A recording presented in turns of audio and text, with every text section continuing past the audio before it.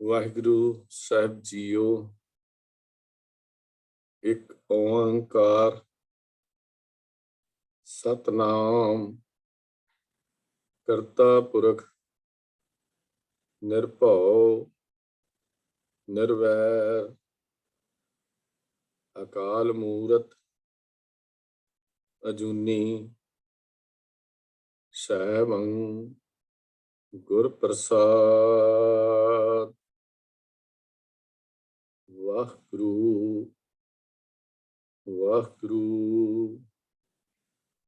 वाहिगुरु वाहिगुरु वाहिगुरु वाहिगुरु वाहिगुरु। वाहिगुरु जी का खालसा वाहिगुरु जी की फतेह। परम सत्कारयोग सन्मानयोग गुरु सारियो, सिख मिशनरी कालेज लुधियाना वालों चल रही इस ऑनलाइन गुरमत क्लास विच आप सारिਆਂ ਨੂੰ जी आया। ਅਸੀਂ ਪਿਛਲੇ ਕੁਝ ਸਮੇਂ ਤੋਂ ਗੁਰਦੁਆਰਾ ਸਤਾਰ ਲਹਿਰ ਦੇ ਉੱਤੇ ਵਿਚਾਰਾਂ ਕਰ ਰਹੇ ਹਾਂ। ਗੁਰਦੁਆਰਾ ਸਤਾਰ ਲਹਿਰ ਕਿਉਂ ਆਰੰਭ ਹੋਈ, ਇਹਦੇ ਕੀ ਕਾਰਨ ਸਨ। ਕਲਗੀਧਰ ਪਾਤਸ਼ਾਹ ਦੇ ਜੋਤੀ ਜੋਤ ਸਮਾਉਣ ਤੋਂ ਬਾਅਦ ਕੌਮ ਦੀ ਕਿਹੜੀਆਂ ਵਿਪਤਾਵਾਂ ਵਿੱਚੋਂ ਮੁਸ਼ਕਲਾਂ ਵਿੱਚੋਂ ਲੰਘਣਾ ਪਿਆ। ਸਿੱਖ ਰਾਜ ਦਾ ਸਮਾਂ ਆਇਆ, ਮਿਸਲਾਂ ਦਾ ਸਮੇਂ ਤੋਂ ਬਾਅਦ ਸਿੱਖ ਰਾਜ ਦਾ ਸਮਾਂ ਆਉਂਦਾ ਹੈ।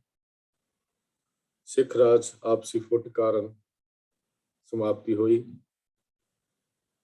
ਭਾਰਤ 1849 ਵਿੱਚ ਸਦਾ ਲਈ ਅੰਗਰੇਜ਼ਾਂ ਦਾ ਗੁਲਾਮ ਬਣ ਗਿਆ। ਪੂਰਾ ਪੰਜਾਬ ਉਹਨਾਂ ਦੇ ਕਬਜ਼ੇ ਵਿੱਚ ਆ ਗਿਆ। ਉਸ ਤੋਂ ਬਾਅਦ ਸਿੰਘ ਸਭਾ ਲਹਿਰ 1872 ਦੇ ਵਿੱਚ ਆਰੰਭ ਹੁੰਦੀ ਹੈ, ਜਿਹਨੇ ਗੁਰਦੁਆਰਿਆਂ ਦੇ ਆਜ਼ਾਦੀ ਲਈ ਔਰ ਸਿੱਖ ਸਿਧਾਂਤਾਂ ਦੀ ਜਾਣਕਾਰੀ ਸੰਸਾਰ ਤੱਕ ਪਹੁੰਚਾਉਣ ਲਈ ਅਹਿਮ ਕਦਮ ਚੁੱਕੇ। ਪੰਜਾਬੀ ਬੋਲੀ ਨੂੰ, ਪੰਜਾਬੀ ਭਾਸ਼ਾ ਨੂੰ ਲੋਕਾਂ ਦੇ ਵਿੱਚ ਪ੍ਰਚਲਿਤ ਕਰਨ ਲਈ ਵੀ ਆਪ ਜੀ ਨੇ, ਸਿੰਘ ਸਭਾ ਲਹਿਰ ਨੇ ਯਤਨ ਕੀਤੇ। ਉਹਨਾਂ ਯਤਨਾਂ ਦੇ ਫਲਸਰੂਪ ਸਿੱਖਾਂ ਵਿੱਚ ਜਾਗਰਤੀ ਆਈ। ਉਸ ਵਿੱਚੋਂ ਅਕਾਲੀ ਲਹਿਰ ਦਾ ਜਨਮ ਹੁੰਦਾ ਹੈ। ਅਕਾਲੀ ਲਹਿਰ ਨੇ ਉਹ ਕੁਰਬਾਨੀਆਂ ਕੀਤੀਆਂ ਜਿੱਥੇ ਗੁਰਧਾਮ ਆਜ਼ਾਦ ਕਰਾਏ, ਉੱਥੇ ਸਿੱਖਾਂ ਅੰਦਰ ਇੱਕ ਨਵੀਂ ਰੂਹ ਵੀ ਫੂਕ ਦਿੱਤੀ। ਪਿਛਲੀ ਵਾਰੀ ਅਸੀਂ ਚਾਬੀਆਂ ਦੇ ਮੋਰਚੇ ਤੱਕ ਗੱਲਬਾਤ ਕਰ ਲਈ ਸੀ। ਅੱਜ ਅਸੀਂ ਗੁਰੂ ਕੇ ਬਾਗ ਦੇ ਮੋਰਚਾ, ਗੁਰੂ ਕੇ ਬਾਗ ਦੇ ਗੁਰਦੁਆਰਾ ਸਾਹਿਬ, ਇਹ ਮੋਰਚਾ ਕਿਉਂ ਲੱਗਾ, ਇਸ ਮੋਰਚੇ ਦਾ ਮਨੋਰਥ ਕੀ ਸੀ। ਦੇਖਣ ਨੂੰ ਇਹ ਰਾਜ ਧਰਮ ਦੀ ਗੱਲ ਹੀ ਲੱਗਦੀ ਹੈ, ਲੇਕਿਨ ਇਸ ਮੋਰਚੇ ਦੇ ਵਿੱਚੋਂ ਭਾਰਤ ਦੀ ਆਜ਼ਾਦੀ ਦੀਆਂ ਜੋ ਇੱਛਾ ਸਨ, ਜੋ ਇਛਾਵਾਂ ਸਨ, ਉਹ ਵੀ ਪ੍ਰਗਟ ਹੁੰਦੀਆਂ ਨਜ਼ਰ ਆਉਂਦੀਆਂ ਹਨ। ਇੱਥੋਂ ਅਸੀਂ ਅੱਜ ਉਹ ਗੱਲਾਂ ਅਸੀਂ ਬਾਅਦ ਵਿੱਚ ਕਰਾਂਗੇ। ਪਹਿਲਾਂ ਅਸੀਂ ਗੁਰੂ ਕੇ ਬਾਗ ਦੇ ਮੋਰਚੇ ਦੀ ਗੱਲ ਕਰਦੇ ਹਾਂ। ਵਿਦਵਾਨਾਂ ਨੇ ਕੀ ਵਿਚਾਰ ਦਿੱਤੇ, ਇਹਦੇ ਬਾਰੇ ਕੀ ਰਾਏ ਦਿੱਤੀਆਂ, ਉਹਨਾਂ ਦੇ ਕੀ ਲਿਖਤਾਂ ਹਨ, ਇਹ ਵੀ ਅਸੀਂ ਵਿਚਾਰ ਕਰਾਂਗੇ। ਅੰਮ੍ਰਿਤਸਰ ਤੋਂ ਅਜਨਾਲੇ ਨੂੰ ਜਾਂਦੀ ਸੜਕ ਦੇ ਉੱਤੇ ਤਕਰੀਬਨ 13-14 ਮੀਲ ਦੀ ਦੂਰੀ ਤੇ ਸੜਕ ਤੋਂ ਹਟ ਕੇ ਇੱਕ ਪਿੰਡ ਹੈ, ਕੁੱਕੇ ਵਾਲੀ ਰੋਡ, ਜੋ ਅੰਮ੍ਰਿਤਸਰ ਦੇ ਵਿੱਚ ਹੀ ਪੈਂਦਾ ਹੈ। ਜਿਹੜੇ ਅੰਮ੍ਰਿਤਸਰ 'ਚ ਪਿਛੋਕੜ ਜਿਨ੍ਹਾਂ ਦਾ ਅੰਮ੍ਰਿਤਸਰ ਦਾ ਹੋਵੇ, ਉਹਨਾਂ ਨੂੰ ਇਸ ਬਾਰੇ ਜਾਣਕਾਰੀ ਹੋਏਗੀ। ਜਿੱਥੇ ਅੱਜ ਅਸੀਂ ਏਅਰਪੋਰਟ ਰੋਡ ਵੀ ਕਹਿੰਦੇ ਹਾਂ, ਉਸ ਰੋਡ ਨੂੰ ਰਾਜਾ ਸੰਸੀ ਵਾਲੀ ਰੋਡ ਜਿਹੜੀ ਹੈ, ਤਾਂ ਉਹਦੇ ਉੱਤੇ 13-14 ਮੀਲ ਅੰਮ੍ਰਿਤਸਰ ਤੋਂ ਹਟ ਕੇ, ਮੇਨ ਸੜਕ ਤੋਂ ਹਟ ਕੇ ਪਿੰਡ ਕੁੱਕੇ ਵਾਲੀ ਰੋਡ ਦੇ ਉੱਤੇ ਇਹ ਗੁਰੂ ਕਾ ਬਾਗ ਜਿਹੜਾ ਹੈ ਸਥਿਤ ਹੈ। ਇਸ ਗੁਰਦੁਆਰੇ ਨੂੰ 2 ਗੁਰੂ ਸਾਹਿਬਾਨ ਦੀ ਚਰਨ ਛੋਹ ਪ੍ਰਾਪਤ ਹੋਈ। ਗੁਰੂ ਅਰਜਨ ਦੇਵ ਮਹਾਰਾਜ ਸੱਚੇ ਪਾਤਸ਼ਾਹ ਜੀ ਇੱਥੇ ਆਏ, ਤਾਂ ਫਿਰ ਗੁਰੂ ਤੇਗ ਬਹਾਦਰ ਸਾਹਿਬ ਮਹਾਰਾਜ ਜਦੋਂ ਗੁਰਗੱਦੀ ਦੀ ਜ਼ਿੰਮੇਵਾਰੀ ਮਿਲੀ, ਉਹਨਾਂ ਦੇ ਚਰਨ ਵੀ ਇੱਥੇ ਪਏ ਹਨ। ਤੇ 2 ਗੁਰਦੁਆਰਾ ਸਾਹਿਬ ਇਹਨਾਂ ਦੀ ਯਾਦ ਵਿੱਚ, ਗੁਰੂ ਸਾਹਿਬਾਨ ਦੀ ਯਾਦ ਵਿੱਚ ਇੱਥੇ ਬਣੇ ਹੋਏ ਹਨ। ਮੈਂ ਸਿਰਫ ਇੱਕ ਵਾਰੀ ਜਾਣ ਦਾ ਸਮਾਂ ਮਿਲਿਆ, ਮੈਂ ਜ਼ਿਆਦਾ ਤਾਂ ਨਹੀਂ ਜਾ ਸਕਿਆ, ਲੇਕਿਨ ਬਹੁਤ ਟਾਈਮ ਹੋ ਗਿਆ, ਬਹੁਤ ਸਮਾਂ ਹੋ ਗਿਆ ਜਦੋਂ ਮੈਂ ਇਸ ਗੁਰਦੁਆਰੇ ਤੇ ਗੁਰੂ ਕੇ ਬਾਗ ਵਿੱਚ ਗਿਆ ਸੀ। ਗੁਰਦੁਆਰਿਆਂ ਦੇ ਨੇੜੇ ਗੁਰਦੁਆਰੇ ਦੀ ਨਾਂ ਦੇ ਉੱਤੇ ਕੁਝ ਜ਼ਮੀਨ ਹੈ। ਕਿਸੇ ਸਮੇਂ ਦੇ ਉੱਤੇ ਬਾਗ ਹੁੰਦਾ ਸੀ। ਜਿਸ ਸਮੇਂ ਦੀ ਅਸੀਂ ਗੱਲ ਕਰ ਰਹੇ ਹਾਂ ਉਸ ਵੇਲੇ ਉੱਥੇ ਬਾਗ ਹੁੰਦਾ ਸੀ। ਜਦੋਂ ਦੀ ਇਹ ਘਟਨਾ ਹੈ, ਜਿਹਦਾ ਜ਼ਿਕਰ ਅਸੀਂ ਕਰਨਾ ਹੈ, ਉਦੋਂ ਇਹ ਜ਼ਮੀਨ ਆਬਾਦ ਨਹੀਂ ਸੀ, ਬੰਜਰ ਜ਼ਮੀਨ ਕਹੀ ਜਾਂਦੀ ਸੀ। ਲਗਭਗ ਅੱਜ ਤੋਂ ਅਸੀਂ ਅੰਦਾਜ਼ਾ ਲਾ ਲਈਏ ਤਾਂ ਤਕਰੀਬਨ 100 ਸਾਲ ਪਹਿਲਾਂ ਜਾਂ 95-96 ਸਾਲ ਜਾਂ ਪਹਿਲਾਂ ਦੀ ਗੱਲ ਕਰਕੇ ਉਦੋਂ ਦੀ ਮੈਂ ਇਹ ਵਾਕਿਆ ਹੈ। ਉਦੋਂ ਜ਼ਮੀਨ ਗੈਰ ਆਬਾਦ ਬੰਜਰ ਸੀ ਔਰ ਇਸ ਜ਼ਮੀਨ ਉੱਤੇ ਰੁੱਖ ਬੜੇ ਹੁੰਦੇ ਸਨ, ਕਿੱਕਰ ਦੇ ਰੁੱਖ ਖਾਸ ਕਰਕੇ। ਜਿੱਥੇ ਬੰਜਰ ਜ਼ਮੀਨਾਂ ਹੁੰਦੀਆਂ ਨੇ ਉੱਥੇ ਕਿੱਕਰ ਦਾ ਰੁੱਖ ਉੱਗਦਾ ਹੈ, ਉੱਥੇ ਕਿੱਕਰ ਦੇ ਰੁੱਖ ਬੜੇ ਹੁੰਦੇ ਸਨ। ਇਸ ਗੁਰਦੁਆਰੇ ਦਾ ਮਹੰਤ ਸੁੰਦਰਦਾਸ, ਉਹ ਆਪਣੀਆਂ ਵੱਧ ਚੱਲੀਆਂ ਕਰਕੇ ਇਲਾਕੇ ਵਿੱਚ ਬਹੁਤ ਬਦਨਾਮ ਹੋ ਚੁੱਕਾ ਸੀ। ਉਸਨੇ ਕਈ ਵੱਧ ਚੱਲਨ ਕਰੈਕਟਰਲੈਸ ਬੀਬੀਆਂ ਔਰਤਾਂ ਵੀ ਆਪਣੇ ਪਾਸ ਰੱਖੀਆਂ ਹੋਈਆਂ ਸਨ। ਜਦੋਂ ਵੱਧ ਚੱਲਣੀ ਦੀ ਗੱਲ ਆਉਂਦੀ ਹੈ, ਜਦੋਂ ਇਨਸਾਨ ਦਾ ਕਿਰਦਾਰ ਖਤਮ ਹੁੰਦਾ ਹੈ ਤਾਂ ਫਿਰ ਕੁਝ ਵੀ ਬਾਕੀ ਨਹੀਂ ਬਚਦਾ। ਨਾ ਉਹਦੇ ਵਿਚਾਰ ਚੰਗੇ ਰਹਿੰਦੇ ਹਨ, ਨਾ ਉਹਦੀ ਸੋਚ ਚੰਗੀ ਰਹਿੰਦੀ ਹੈ, ਨਾ ਹੀ ਉਹਦੇ ਜੀਵਨ ਦਾ ਢੰਗ ਚੰਗਾ ਰਹਿੰਦਾ ਹੈ। ਉਹਦੇ ਹਰ ਕਮਜ਼ੋਰੀ ਉਦੋਂ ਆਉਂਦੀ ਜਦੋਂ ਬੰਦੇ ਦਾ ਕਿਰਦਾਰ ਚਲਾ ਜਾਂਦਾ, ਐਕਟਰ ਚਲਾ ਜਾਂਦਾ। ਇਹ ਗੁਰਦੁਆਰਾ ਆਪਣਾ 26 ਜਨਵਰੀ 1921 ਨੂੰ ਗੁਰਦੁਆਰਾ ਤਰਨਤਾਰਨ ਸਾਹਿਬ ਦਾ ਕਬਜ਼ਾ ਹੋਣ ਤੋਂ ਮਗਰੋਂ ਸੰਗਤਾਂ ਦੇ ਕਹਿਣ ਦੇ ਉੱਤੇ, ਜ਼ੋਰ ਪਾਉਣ ਦੇ ਉੱਤੇ 31 ਜਨਵਰੀ 1921 ਨੂੰ ਇੱਕ 50 ਸਿੱਖਾਂ ਦਾ ਜੱਥਾ ਸਰਦਾਰ ਕਰਤਾਰ ਸਿੰਘ ਝੱਬਰ ਦੀ ਜਥੇਦਾਰੀ ਦੇ ਹੇਠ ਗੁਰੂ ਕੇ ਬਾਗ ਕੁੱਕੇਵਾਲੀ ਰੋਡ ਤੇ ਪਹੁੰਚ ਜਾਂਦਾ ਹੈ। ਕੁੱਕੇਵਾਲੀ ਰੋਡ ਜੋ ਪਿੰਡ ਦਾ ਨਾਮ ਹੈ, ਜਿੱਥੇ ਗੁਰਦੁਆਰਾ ਹੈ, ਉੱਥੇ ਪਹੁੰਚਦਾ ਹੈ। ਇਲਾਕੇ ਦੇ ਸਿੰਘ ਪਹਿਲਾਂ ਹੀ ਉੱਥੇ ਪਹੁੰਚੇ ਹੋਏ ਸਨ, ਉੱਥੇ ਇਕੱਠੇ ਹੋਏ ਸਨ ਤੇ ਝੱਬਰ ਜੀ ਕਿਉਂਕਿ ਰਾਜਾ ਸਾਂਸੀ ਤੋਂ ਪੈਦਲ ਚੱਲ ਕੇ ਗੁਰੂ ਕੇ ਬਾਗ ਨੂੰ ਰਵਾਨਾ ਹੋਏ ਸਨ, ਇਸ ਵਾਸਤੇ ਆਸ-ਪਾਸ ਦੇ ਆਲੇ ਦੁਆਲੇ ਦੇ ਜਿਹੜੇ ਪਿੰਡਾਂ ਦੇ ਸਿੰਘ ਜਿਹੜੇ ਸੀ ਉਹ ਵੀ ਜੱਥੇ ਦੇ ਨਾਲ ਰਲ ਗਏ। ਲਗਭਗ 4 ਵਜੇ ਗੁਰੂ ਕੇ ਬਾਗ ਤੇ ਗੁਰਦੁਆਰੇ ਪਹੁੰਚਣ ਤੇ ਇਹਨਾਂ ਦੀ ਗਿਣਤੀ 500 ਦੇ ਕਰੀਬ ਹੋ ਜਾਂਦੀ ਹੈ, ਜੋ ਲਿਖੀ ਇਤਿਹਾਸ ਵਿੱਚ ਮਿਲਦੀ ਹੈ। ਇਹਨਾਂ ਜਾਂਦਿਆਂ ਹੀ ਸਰੋਵਰ ਦੇ ਕੰਢੇ ਤੇ ਦੀਵਾਨ ਲਗਾਇਆ, ਦੀਵਾਨ ਸਜਾਇਆ। ਝੱਬਰ ਜੀ ਨੇ ਅੱਧੇ ਘੰਟੇ ਦੇ ਲੈਕਚਰ ਦੇ ਪਿੱਛੋਂ ਦੀਵਾਨ ਦੀ ਸਮਾਪਤੀ ਕਰਕੇ ਗੁਰਦੁਆਰੇ ਸਾਹਿਬ ਵਿੱਚ ਦਾਖਲ ਹੋਏ। ਇਹਨਾਂ ਨੇ ਮਹੰਤ ਦੇ ਆਦਮੀਆਂ ਨੂੰ ਗੁਰਦੁਆਰੇ ਤੋਂ ਬਾਹਰ ਕਰ ਦਿੱਤਾ ਤੇ ਥਾਈਂ-ਥਾਈਂ ਜੱਥੇ ਦੇ ਵੱਖ-ਵੱਖ ਸਿੰਘਾਂ ਦੀਆਂ ਡਿਊਟੀਆਂ ਲਾ ਦਿੱਤੀਆਂ। ਮਹੰਤ ਦੇ ਉਸਦੇ ਆਦਮੀ ਮਹੰਤ ਦੀ ਰਿਹਾਇਸ਼ੀ ਸਥਾਨ ਜਿੱਥੇ ਉਹਨੂੰ ਰੈਜ਼ੀਡੈਂਸ ਮਿਲੀ ਹੋਈ ਸੀ ਉੱਥੇ ਚਲੇ ਗਏ। ਇਸ ਸਮੇਂ ਸਰਦਾਰ ਦਾਨ ਸਿੰਘ ਜੀ ਵਿਸ਼ੋਆ, ਉਹ ਵੀ 4 ਸਿੰਘਾਂ ਦਾ ਜੱਥਾ ਲੈ ਕੇ ਇੱਥੇ ਜਿਹੜੇ ਸੀ ਉਹ ਵੀ ਪਹੁੰਚ ਗਏ। ਇਸ ਇਲਾਕੇ ਦੇ ਉਹ ਰਹਿਣ ਵਾਲੇ ਸਨ, ਪਤਵੰਤੇ ਸਨ, ਸਿਆਣੇ ਸੱਜਣ ਸਨ। ਉਹਨਾਂ ਦਾ ਮਹੰਤ ਸੁੰਦਰਦਾਸ ਦੇ ਉੱਤੇ ਵੀ ਪ੍ਰਭਾਵ ਸੀ।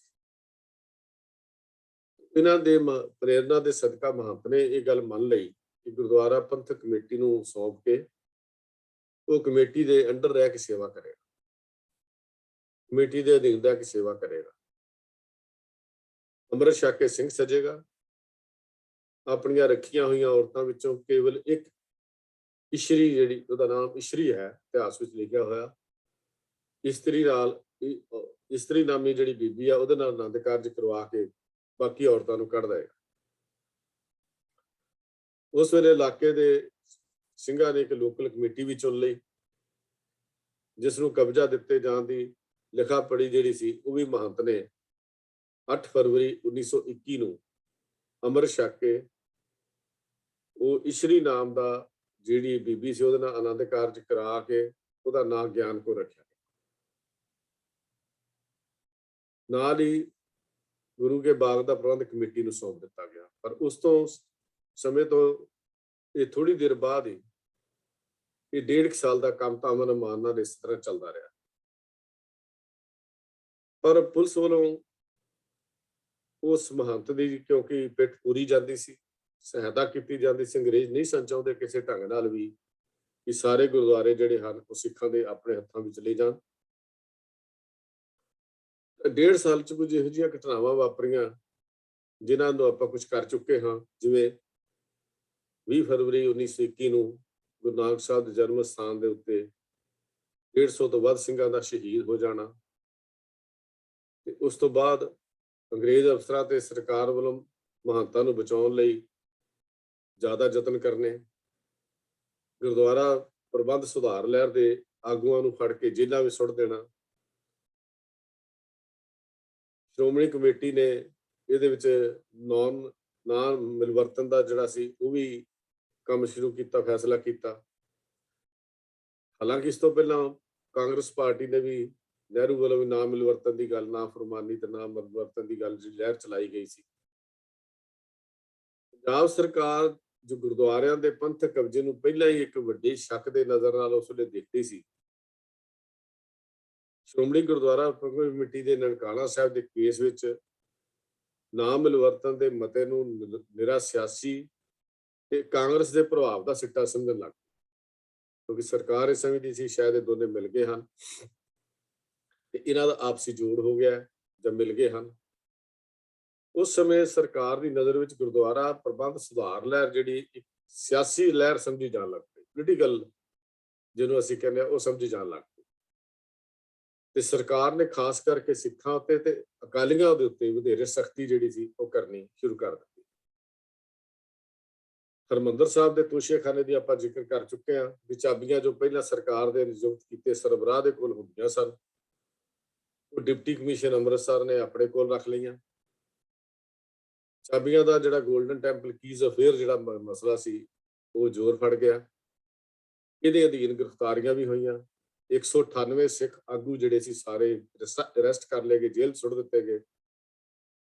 ਸ਼੍ਰੋਮਣੀ ਗੁਰਦੁਆਰਾ ਪ੍ਰਬੰਧਕ ਕਮੇਟੀ ਦੀ ਜਿਹੜੀ ਵਰਕਿੰਗ ਕਮੇਟੀ ਹੈ ਤੇ ਉਹਦੇ ਜਿਹੜੇ ਉੱਤੋਂ ਥੜੀ ਉਹਨਾਂ ਨੇ ਜਿਹੜੇ 3 ਪ੍ਰਧਾਨ ਬਣਾਏ, 4 ਸੈਕਟਰੀ ਬਣਾਏ, ਉਹ ਵੀ ਅਰੈਸਟ ਕਰ ਲਏ ਗਏ, ਉਹਨਾਂ ਨੂੰ ਵੀ ਫੜ ਲਿਆ ਗਿਆ, ਗ੍ਰਿਫਤਾਰ ਕਰ ਲਿਆ ਗਿਆ। ਇਹਨਾਂ ਦਿਨਾਂ ਦੇ ਵਿੱਚ ਕਾਲੀ ਦਸਤਾਰ ਦਾ ਮੋਰਚਾ ਵੀ ਲੱਗਿਆ। ਕਾਲੀ ਦਸਤਾਰ ਬਣਾਉਣ ਦੇ ਉੱਤੇ ਪਾਬੰਦੀ ਲਾਤੀ ਸਰਕਾਰ ਨੇ ਖਾਸ ਕਰਕੇ, ਤੇ ਅੰਗਰੇਜ਼ ਅਫਸਰਾਂ ਨੇ ਸਿੱਖ ਦੇ ਘਰ 'ਚ ਸਿੱਖ ਦੇ ਸਿਰ ਤੇ ਬੱਝੀ ਜਿਹੜੀ ਕਾਲੀ ਪਗੜੀ ਸੀ ਇਉਂ ਜਾਪਦਾ ਸੀ ਜਿਵੇਂ ਉਹ ਗੋਲੀ ਵਾਂਗੂ ਗੋਲੀ ਉਹਨਾਂ ਦੇ ਵੱਜਦੀ ਹੋਵੇ, ਤੇ ਉਹ ਗੋਲੀ ਵਾਂਗੂ ਉਹਨਾਂ ਨੂੰ ਮਹਿਸੂਸ ਹੁੰਦੀ ਸੀ। ਉਹ ਕਾਲੀ ਪੱਗ ਦੇ ਉੱਤੇ ਉਹਨਾਂ ਨੇ ਪਾਬੰਦੀ ਲਾ ਦਿੱਤੀ। ਇਹਨਾਂ ਸਾਰੀਆਂ ਚੀਜ਼ਾਂ ਦੇ ਨਾਲ ਸਿੱਖਾਂ ਦੇ ਅੰਦਰ ਇੱਕ ਵਿਰੋਧ ਤੇ ਜੋਸ਼, ਦੋ ਚੀਜ਼ਾਂ ਇਹ ਤਾਂ ਪੈਦਾ ਹੋਣਾ ਸੁਭਾਵਿਕ ਹੈ। ਜਦੋਂ ਵੀ ਅਸੀਂ ਕਿਸੇ ਚੀਜ਼ ਨੂੰ ਜ਼ਬਰਦਸਤੀ ਦਬਾਉਣ ਦਾ ਯਤਨ ਕਰਦੇ ਆ ਉਹ ਲਹਿਰ ਹੋਰ ਵੱਧਦੀ ਹੈ। ਜ਼ਬਰ ਦੇ ਨਾਲ ਲਹਿਰਾਂ ਛੇਤੀ ਦਬਾਈਆਂ ਨਹੀਂ ਜਾਂਦੀਆਂ। ਸਮੇਂ ਦੇ ਕੁਝ ਸਮੇਂ ਲਈ ਦਬਾਈਆਂ ਜਾ ਸਕਦੀਆਂ, ਲੇਕਿਨ ਲੋਕਾਂ ਦੇ ਵਿਚਾਰ ਨਹੀਂ ਬਦਲੇ ਜਾ ਸਕਦੇ। ਅਸੀਂ ਲੋਕਾਂ ਦੇ ਅੰਦਰਲੇ ਵਿਚਾਰਾਂ ਨੂੰ ਚੇਂਜ ਕਰ ਸਕਦੇ ਹਾਂ। ਜੋ 1978 ਤੋਂ ਬਾਅਦ ਵੀ ਹੋਇਆ ਉਹਦਾ ਜ਼ਿਕਰ ਵੀ ਅਸੀਂ ਬਾਅਦ 'ਚ ਥੋੜਾ ਬਹੁਤਾ ਕਰਾਂਗੇ ਕਿ ਲੋਕਾਂ ਦੇ ਵਿਚਾਰਾਂ ਨੂੰ ਦੱਬਣ ਦਾ ਯਤਨ ਕੀਤਾ ਗਿਆ ਜ਼ਬਰ ਦੇ ਨਾਲ। ਸਿੱਖਾਂ ਨੇ ਜ਼ਬਰ ਦਾ ਮੁਕਾਬਲਾ ਸਬਰ ਨਾਲ ਵੀ ਕੀਤਾ, ਤੇ ਜ਼ਬਰ ਦਾ ਮੁਕਾਬਲਾ ਸਬਰ ਨਾਲ ਕਰਨ ਦੀ ਸਭ ਤੋਂ ਵੱਡੀ ਉਦਾਹਰਨ ਗੁਰੂ ਕੇ ਬਾਗ ਦਾ ਮੋਰਚਾ ਹੈ। ਇਹ ਗੁਰੂ ਕਾ ਬਾਗ ਹੈ। ਅੱਗੇ ਚੱਲ ਕੇ ਦਾ ਜ਼ਿਕਰ ਸਾਰਾ ਅਸੀਂ ਹੌਲੀ ਹੌਲੀ ਕਰਾਂਗੇ। ਤੋ ਇਹ ਜਿਹੜੀ ਲਹਿਰ ਸੀ, ਜਿਹੜੀ ਗੁਰਦੁਆਰਾ ਸੁਧਾਰ ਲਹਿਰ ਸੀ, ਇਹਨੂੰ ਵੀ ਇੱਕ ਵਿਰੋਧੀ ਲਹਿਰ ਸਮਝਣ ਲੱਗ ਪਿਆ। ਤੋ ਇਸ ਲਹਿਰ ਨੂੰ ਕੁਚਲ ਦੇਣ ਲਈ ਸਰਕਾਰ ਨੂੰ ਜਿਹੜਾ ਵੀ ਬਹਾਨਾ ਮਿਲਿਆ ਉਹਨੂੰ ਉਹ ਬਹਾਨਾ ਲਾ ਕੇ ਉਹਨੂੰ ਕੁਚਲਣ ਦਾ ਯਤਨ ਕੀਤਾ ਗਿਆ। ਤੇ ਗੁਰੂ ਕੇ ਬਾਗ ਦੀ ਘਟਨਾ ਵੀ ਜਿਹੜੀ ਆ ਉਹ ਇਸੇ ਸਰਕਾਰ ਵੱਲੋਂ ਵਰਤੇ ਜਾਂਦੇ ਹੋਏ ਸਾਧਨਾਂ ਦੀ ਇੱਕ ਜੰਜੀਰ ਦੀ ਇੱਕ ਕੜੀ ਦਾ ਇੱਕ ਹਿੱਸਾ ਹੈ। ਆਪਾਂ ਇਹ ਕਹਿ ਲਈਏ ਕਿ ਸੰਗਲ ਦਾ ਇੱਕ ਹਿੱਸਾ, ਇੱਕ ਕੜੀ ਹੈ ਜਿਹੜੀ ਸਰਕਾਰ ਵੱਲੋਂ ਸਿੱਖਾਂ ਦੇ ਉੱਤੇ ਜ਼ੁਲਮ ਦੇ ਲਈ ਵਰਤੇ ਜਾਂਦੀ। 8 ਅਗਸਤ 1922 1922 ਜਦੋਂ ਗੁਰਦੁਆਰੇ ਦੇ ਲੰਗਰ ਵਾਸਤੇ ਬਾਲਣ ਲੈਣ ਲਈ 5 ਸੇਵਾਦਾਰ ਗੁਰਦੁਆਰੇ ਦੇ ਹੱਦ ਦੇ ਵਿੱਚੋਂ ਕਿੱਕਰਾਂ ਦੇ ਦਰਖਤ ਵੱਢਣ ਲਈ ਗਏ। ਅੰਮ੍ਰਿਤਸਰ ਦੇ ਡਿਪਟੀ ਕਮਿਸ਼ਨਰ ਦੇ ਹੁਕਮ ਨਾਲ ਇਹਨਾਂ ਨੂੰ ਲੱਕੜੀ ਚੋਰੀ ਕਰਨ ਦੇ ਦੋਸ਼ ਦੇ ਵਿੱਚ ਜਾਂ ਕਹਿ ਲਈਏ ਉਹਨਾਂ ਉੱਤੇ ਲੱਕੜੀ ਚੋਰੀ ਕਰਨ ਦਾ ਕੇਸ ਬਣਾ ਕੇ ਉਹਨਾਂ ਨੂੰ ਅਰੈਸਟ ਕਰ ਲਿਆ। ਹਾਲਾਂਕਿ ਗੁਰਦੁਆਰੇ ਦੀ ਆਪਣੀ ਜ਼ਮੀਨ ਦੇ ਵਿੱਚੋਂ ਹੀ ਸੇਵਾਦਾਰ ਲੱਕੜ ਵੱਢਣ ਗਏ ਸਨ। ਆਟਾ ਗੁੰਨਦੀ ਹਿਲਦੀ ਕਿਉਂ ਵਾਲਾ ਫਾਰਮੂਲਾ, ਜਿਹੜਾ ਪੰਜਾਬੀ ਦੀ ਕਹਾਵਤ ਹੈ ਵੀ ਕੋਈ ਗੱਲ ਹੋਵੇ ਕਿ ਜੇ ਮਾਰ ਫੜਨਾ ਹੋਵੇ ਤਾਂ ਕੋਈ ਨਾ ਕੋਈ ਢੰਗ ਲੱਭ ਲਿਆ ਜਾਂਦਾ। ਆਪਣੀ ਜ਼ਮੀਨ ਤੋਂ ਵਿੱਚੋਂ ਆਪਣੀ ਲੱਕੜ ਵੱਢਣੀ ਤੇ ਆਪਣੀ ਲੱਕੜ ਗੁਰਦੁਆਰੇ ਦੇ ਲੰਗਰ ਤਿਆਰ ਕਰਨ ਲਈ ਬਾਲਣ ਤਿਆਰ ਕਰਨਾ, ਤੇ ਉਹਨਾਂ ਨੂੰ ਵੀ ਫੜ ਕੇ ਉਹਨਾਂ ਦੇ ਚਲਾਨ ਜਿਹੜਾ ਸੀ ਉਹ ਅਦਾਲਤ ਵਿੱਚ ਕਰ ਦਿੱਤਾ ਗਿਆ, ਕੋਰਟ ਦੇ ਵਿੱਚ ਕੇਸ ਕਰ ਦਿੱਤਾ ਗਿਆ। ਅੱਗੇ ਫਿਰ ਅਗਲੇ ਦਿਨ ਪੰਜ ਸਿੰਘ ਫਿਰ ਲੱਕੜੀ ਵੱਢਣ ਲਈ ਗਏ ਤੇ ਉਹ ਪੰਜ ਫਿਰ ਫੜ ਲਏ ਗਏ। ਇਹ ਕਹਿ ਲਈਏ ਕਿ ਰੋਜ਼ ਇਹ ਕੰਮ ਸ਼ੁਰੂ ਹੋ ਗਿਆ ਵੀ ਹੁਣ ਰੋਜ਼ ਸਿੰਘਾਂ ਦੀ ਫੜੋ ਫੜੀ ਜਿਹੜੀ ਸੀ ਸ਼ੁਰੂ ਹੋ ਗਈ। ਅਦਾਲਤੀ ਕਾਰਵਾਈ ਪੂਰੀ ਕਰਨ ਲਈ ਗੁਰਦੁਆਰੇ ਦੇ ਸਾਬਕਾ ਮਹੰਤ ਜਿਹੜਾ ਸੁੰਦਰਦਾਸ ਜਿਹਦੀ ਅਸੀਂ ਜ਼ਿਕਰ ਪਹਿਲਾਂ ਕੀਤੀ ਹੈ, ਉਹਦੀ ਰਿਪੋਰਟ 10 ਅਗਸਤ ਨੂੰ ਉਹਦੇ ਕੋਲੋਂ ਇੱਕ ਰਿਪੋਰਟ ਜਿਹੜੀ ਸੀ ਦਰਜ ਕਰਵਾ ਦਿੱਤੀ ਗਈ ਕਿ ਮੁਲਜ਼ਮਾਂ ਨੇ ਮੇਰੀ ਜ਼ਮੀਨ ਵਿੱਚੋਂ ਲੱਕੜੀ ਚੋਰੀ ਕੱਟੀ ਹੈ, ਚੋਰੀ ਲੱਕੜ ਮੇਰੀ ਜ਼ਮੀਨ ਚੋਂ ਚੋਰੀ ਵੱਢੀ ਹੈ।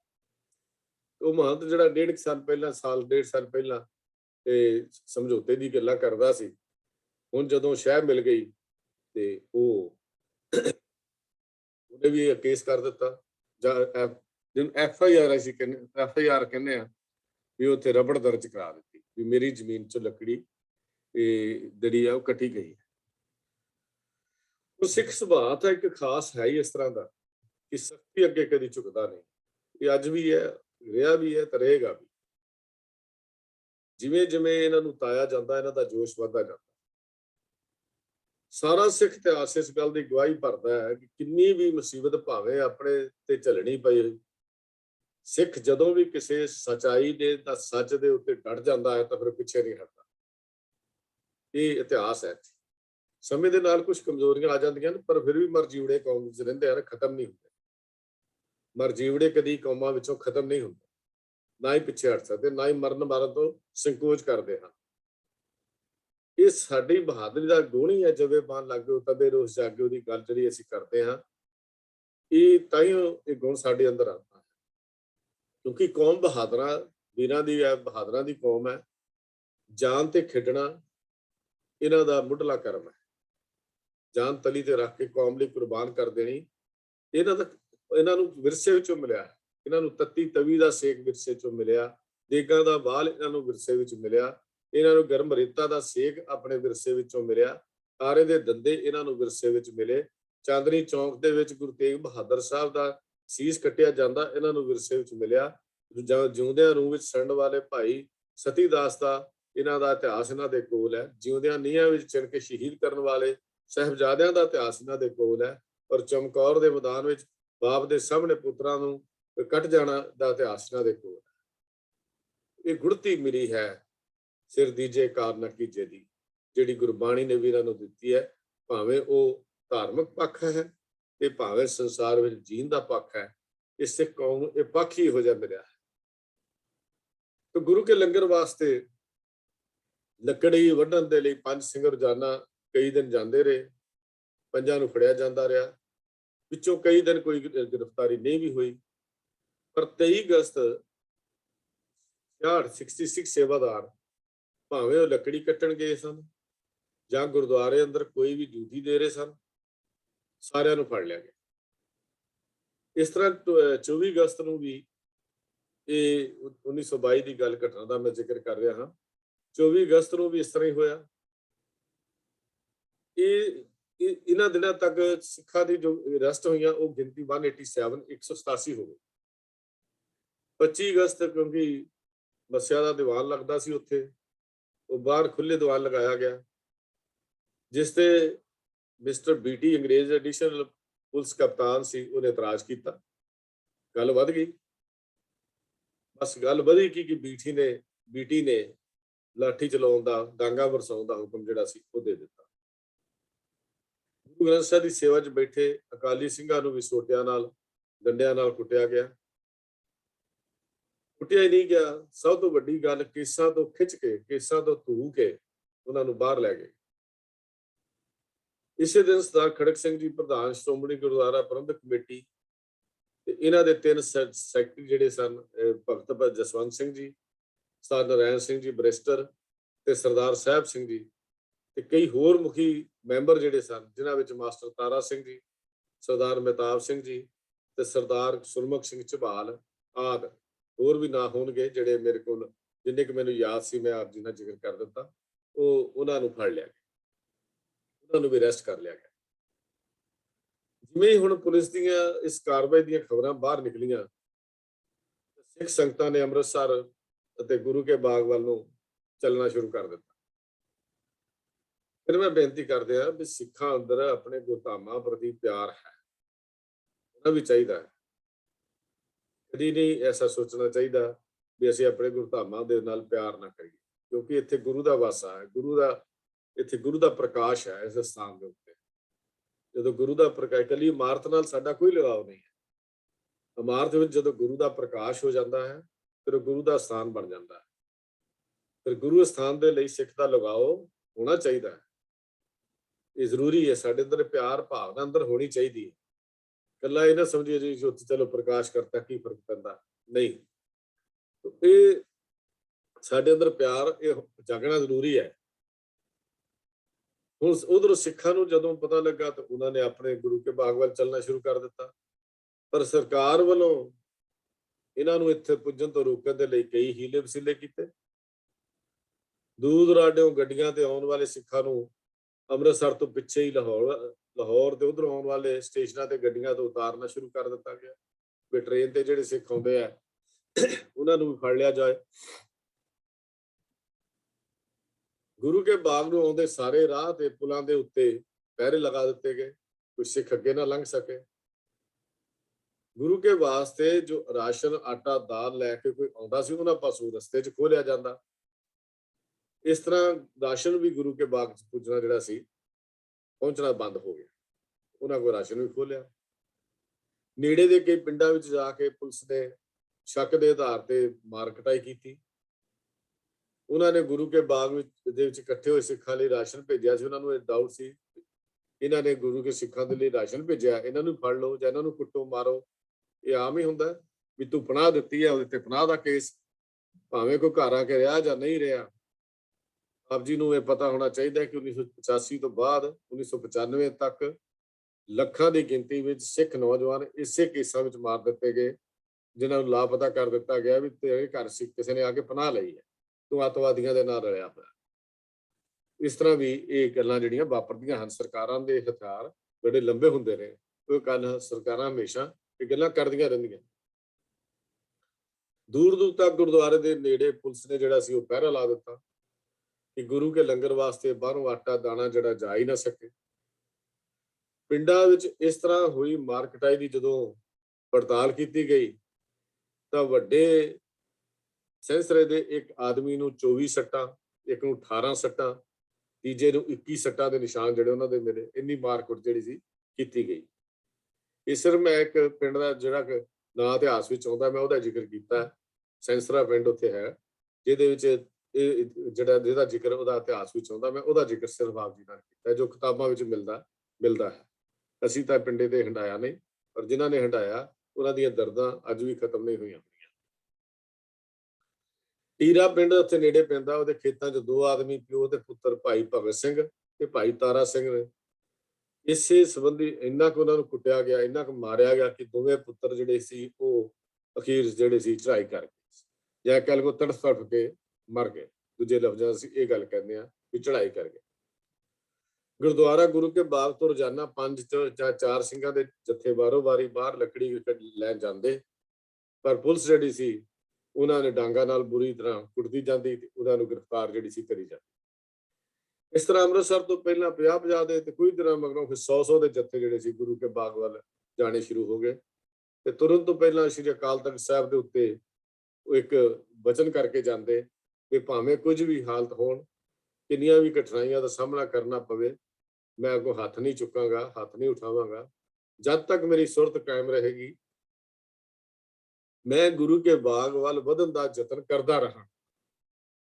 ਜਿਹੜੀ ਇਹ ਗੱਲ ਬੜੀ ਕਮਾਲ ਦੀ ਹੈ ਵੀ ਜਦ ਤੱਕ ਮੇਰੀ ਸੁਰਤ ਕਾਇਮ ਰਹੇਗੀ ਕੋਈ ਸ਼ਖਸ ਮੈਨੂੰ ਮੇਰੇ ਨਿਸ਼ਾਨੇ ਤੋਂ ਹਟਾ ਨਹੀਂ ਸਕੇਗਾ। ਜਾਂ ਮਰਨਾ ਜਾਂ ਗੁਰੂ ਕੇ ਬਾਗ ਪਹੁੰਚਣਾ, ਇਹ ਦੋ ਚੀਜ਼ਾਂ ਉਹਨਾਂ ਦੇ ਸਾਹਮਣੇ ਸਨ। ਪਰਨ ਲੈਣ ਵਾਲੇ ਹਰ ਸਿੱਖ ਦੇ ਸਿਰ ਦੇ ਉੱਤੇ ਕਾਲੀ ਦਸਤਾਰ, ਇੱਕ ਛੋਟਾ ਜਿਹਾ ਮੋਤੀਏ ਦਾ ਹਾਰ ਜੋ ਸਿਹਰੇ ਦੇ ਨਿਆਈ ਹੁੰਦਾ ਸੀ, ਇਹ ਬੰਨ ਦਿੱਤਾ ਜਾਂਦਾ। ਉਪਰੰਤ ਫਿਰ ਜਥੇਦਾਰ ਅਰਦਾਸਾ ਕਰਦਾ, ਸੱਚੇ ਪਾਤਸ਼ਾਹ ਤੇਰੇ ਸੇਵਕਾਂ ਨੇ ਤੇਰੀ ਸੇਵਾ ਲਈ ਕਮਰ ਕੱਸੇ ਕੀਤੇ ਹਨ। ਤੂੰ ਇਹਨਾਂ ਦੇ ਅੰਗ ਸੰਗ ਹੋ ਕੇ ਇਹਨਾਂ ਪਾਸੋਂ ਆਪਣੀ ਸੇਵਾ ਆਪ ਲਈ, ਜੋ ਤੇਰੇ ਦਰ ਤੇ ਕਬੂਲ ਪਵੇ। ਉਹ ਸੇਵਾ ਲਈ ਜੋ ਤੇਰੇ ਦਰ ਤੇ ਕਬੂਲ ਪਵੇ। ਤੇਰੇ ਸੇਵਕਾਂ ਉੱਪਰ ਤੇਰੀਆਂ ਮਿਹਰਾਂ ਸਦਾ ਵਸਦੀਆਂ ਰਹਿਣ ਤੇ ਤੇਰੇ ਹਜ਼ੂਰ ਕੀਤੇ ਪ੍ਰਣ ਦੇ ਉੱਤੇ ਹਮੇਸ਼ਾ ਅਡੋਲ ਤੇ ਕਾਇਮ ਰਹਿਣ। ਇਹ ਅਰਦਾਸ ਜਿਹੜੀ ਸੀ ਕੀਤੀ ਜਾਂਦੀ ਜਦੋਂ ਵੀ ਇਹ ਜੱਥਾ ਅੰਮ੍ਰਿਤਸਰ ਤੋਂ ਅਕਾਲ ਤਖ਼ਤ ਸਾਹਿਬ ਤੋਂ ਚੱਲਦਾ ਸੀ, ਤਾਂ ਰੋਜ਼ ਇਹ ਅਰਦਾਸ ਜਿਹੜੀ ਸੀ ਉੱਥੇ ਕੀਤੀ ਜਾਂਦੀ। ਫਿਰ ਦੁਬਾਰਾ ਦੁਹਰਾ ਰਿਹਾ, ਸੱਚੇ ਪਾਤਸ਼ਾਹ ਤੇਰੇ ਸੇਵਕਾਂ ਨੇ ਤੇਰੀ ਸੇਵਾ ਲਈ ਕਮਰ ਕੱਸੇ ਕੀਤੇ ਹਨ। ਤੂੰ ਇਹਨਾਂ ਦੇ ਅੰਗ ਸੰਗ ਹੋ ਕੇ ਇਹਨਾਂ ਪਾਸੋਂ ਉਹ ਸੇਵਾ ਲਈ ਜੋ ਤੇਰੇ ਦਰ ਤੇ ਕਬੂਲ ਪਵੇ। ਤੇਰੇ ਸੇਵਕਾਂ ਉੱਪਰ ਤੇਰੀਆਂ ਮਿਹਰਾਂ ਸਦਾ ਵਸਦੀਆਂ ਰਹਿਣ ਅਤੇ ਤੇਰੇ ਹਜ਼ੂਰ ਕੀਤੇ ਪ੍ਰਣ ਉੱਤੇ ਅਡੋਲ ਤੇ ਕਾਇਮ ਰਹਿਣ। ਇਹ ਅਰਦਾਸ ਜਿਹੜੀ ਸੀ ਉਹ ਕਰਕੇ ਜੱਥੇ ਨੂੰ ਤੋਰਿਆ ਜਾਂਦਾ। ਉਸ ਤੋਂ ਬਾਅਦ ਫਿਰ ਜੱਥਾ ਦਰਬਾਰ ਸਾਹਿਬ ਦੇ ਦਰਸ਼ਨ ਕਰਦਾ ਤੇ ਫਿਰ ਗੁਰੂ ਕੇ ਬਾਗ ਵੱਲ ਨੂੰ ਰਵਾਨਾ ਹੋ ਜਾਂਦਾ। ਸ਼ਹਿਰ ਵਿੱਚੋਂ 4-4 ਦੀਆਂ ਲਾਈਨਾਂ ਕਤਾਰਾਂ ਬਣਾ ਕੇ ਮਾਰਚ ਕਰਦਾ ਹੋਇਆ ਇਹ ਜੱਥਾ ਫਿਰ ਅੱਗੇ ਨੂੰ ਵੱਧਦਾ ਜਾਂਦਾ।